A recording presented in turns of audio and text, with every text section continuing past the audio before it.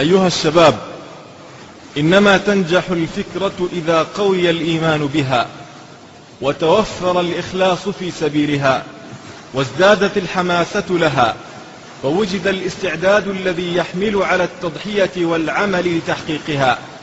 وتكاد تكون هذه الأركان الأربعة، الإيمان والإخلاص والحماسة والعمل، من خصائص الشباب، لأن أساس الإيمان القلب الذكي، وأساس الإخلاص الفؤاد النقي، وأساس الحماسة الشعور القوي، وأساس العمل العزم الفتي. وهذه كلها لا تكون إلا للشباب. ومن هنا كان الشباب قديما وحديثا في كل أمة عماد نهضتها، وفي كل نهضة سر قوتها، وفي كل فكرة حامل رايتها.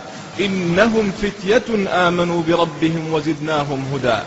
لا تيأسوا، فليس اليأس من أخلاق المسلمين. وحقائق اليوم أحلام الأمس، وأحلام اليوم حقائق الغد. ولا زال في الوقت متسع، ولا زالت عناصر السلامة قوية عظيمة في نفوس شعوبكم المؤمنة رغم طغيان مظاهر الفساد.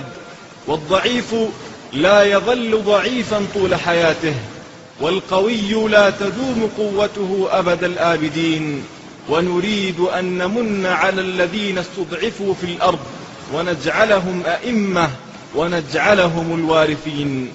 إن الزمان سيتمخض عن الكثير من الحوادث الجسام، وإن الفرص للأعمال العظيمة ستسنح وتكون، وإن العالم ينتظر دعوتكم، دعوة الهداية والفوز والسلام، لتخلصه مما هو فيه من الآلام.